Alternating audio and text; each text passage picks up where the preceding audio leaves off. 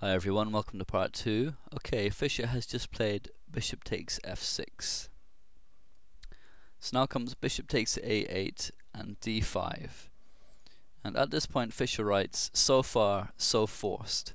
Now black is threatening to castle, which will both consolidate his position and win material from white, as the bishop would be trapped. And Fritz gives a position as dead equal after bishop takes d5, which is the move that Fritz recommends. It's the best move, and it's what Keres played. If instead bishop c6 check, now comes king f8, knight c e2, king e7, followed up with the rook c8 and queen b6, winning two minor pieces for the rook, and black would have a small edge. So, bishop takes d5. And again, at this stage, it's not completely clear what the best way for black to continue is. So again, if you want to try and spot the correct way to continue, then stop the video now. Bishop takes d4 is what Fischer played, simplifying the position, which will make his queen stronger, and this is the best continuation for black, although the position overall is still roughly equal. Playing instead queen takes f4 check, and after the only reasonable answer, king b1, ostensibly winning a piece with bishop takes d4 is another trap in the position, because it's white who now has the advantage here. After bishop c6 check, king e7 and knight e2, gaining the piece back with a strong position. Another possibility, instead of bishop takes d4, is b4, and this is the move that Bent Larsen, the brilliant Danish grandmaster, gave, with the feeling that bishop c6 check, king e7, knight c e2, and rook d8 was good for black, but Fischer felt that after rook d2, bishop takes d4, knight takes d4, queen takes f4, and knight b3, white can hold the position for a slight edge overall, and indeed Fritz agrees that white has the edge here.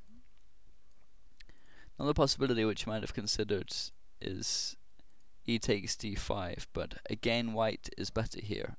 After knight takes d5, queen c4, and rook h e1, with a big edge according to Fritz. So anyway, bishop takes d4 is what Fischer played. And then came rook takes d4 and e takes d5, which gives white an edge according to Fritz, who considers queen c5 attacking the rook, so rook d2, and now e takes d5, where best play goes rook e1 check, king f8, and rook takes d5 to be slightly better for black. But in both cases, white has a small edge. Like, this continuation is Fritz thinks is better than the game continuation. But as I said, in both cases white has a small edge, so it seems there was some danger in this prepared variation from Keres. And personally, I would play this line as white if I knew it would get me to this position, which is promising for white. It's solid enough, and he has the prospect of doubling rooks now on the d or the e file, whatever he chooses. And I almost always accept the trade of my queen for rook and minor piece, especially if it's a bishop. And here white also has a queenside pawn majority, which may be the key to Keres' entire prepared variation here. It'll have to be advanced carefully, given the presence of black's queen, but it should lead to lots of play and, in theory, a passed pawn that black will have to neutralize, But as we saw earlier, there was one variation that both players missed, which gave black a decent advantage, so there's actually no point learning this opening, this gambit, I guess you could call it, by Keres, but it's still interesting to study, and there's always a small chance that it may be played against you if you use the Najdorf against e4. But anyway, back to the game continuation. E takes d5 is what Fischer has just played. So now came knight takes d5, attacking the queen, so queen c5 attacking the rook. And now Keres threw in a check with rook e1, And after the best response, king f8, he defended his rook with c3. And of this position, Fischer writes, white seems to have fair prospects, but a queen is a queen. He continued now with h5, of which he wrote, a hard move to find, even somewhat risky, over the board. Probably Keres had expected g6 to give the king some breathing room and allow the black rook to come into the game. Best play goes g4, king g7, g5, h6, h4, h6 g5, f takes g5, rook d8, knight f6, rook takes d4, apparently wins a rook, but after rook e8, threatening mate with rook g8, forces rook d8. But now black has, after rook takes d8, queen e3 check, with a draw by perpetual check. And Fischer's move h5 avoids all of that.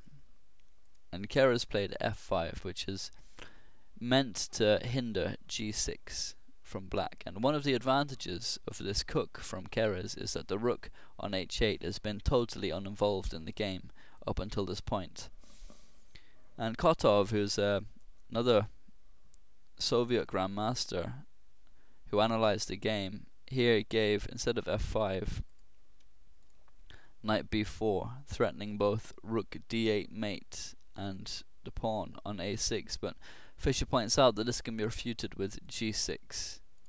Now with queen c8, hoping to defend a6, because now knight c6 wins for white. There's no queen takes c6 because of rook d8, which is mate, and white can play that on the next move anyway and win the queen in the game. So g6 is the correct move, it's one that Fischer gave, and if knight takes a6, then queen c6 forks the knight and the g2 pawn, winning back the material. So anyway, f5 is what Keres did play, and now came rook h6, and Fischer writes, the key to black's defense. Now the rook sneaks into play via the side exit. It's hard to know how deeply Keres took his analysis in this preparation, but I think it's pretty safe to say that he hadn't considered this h5 and rook h6 idea. It's fairly unorthodox from Fischer, which is an approach that of course is a good idea if you find yourself facing a prepared variation, as it's more likely to lead to lines that weren't analyzed by your opponent. Keres continued with f6, which Fischer gave a question mark, adding, throwing away a pawn in an attempt to keep black bottled up. Keres should just try to maintain the status quo with rook e d1, although black retains slight winning chances. But he seems to labor under the delusion that white has the initiative. And then he gave another alternative, which is rook d e4, focusing on the e file as opposed to the d file. And the line he gave continued with king g8, rook e8 check, king h7, and if rook d8, hoping to get two rooks on the 8th rank, simply rook d6 neutralizes all of white's threats and gives black an edge overall in the position. So f6, pawn sacrifice from Keres, that Fischer gladly accepted. And then came knight f4 and h4, just freeing the movement of the rook, who was tied to defending the h pawn here. So now rook d8 check, which is another move that Fischer gave a question mark, and Fritz agrees that now the scales are starting to tip in black's favour, albeit very slightly. Fischer wrote that rook e2, a defensive move, was better overall, considering the position.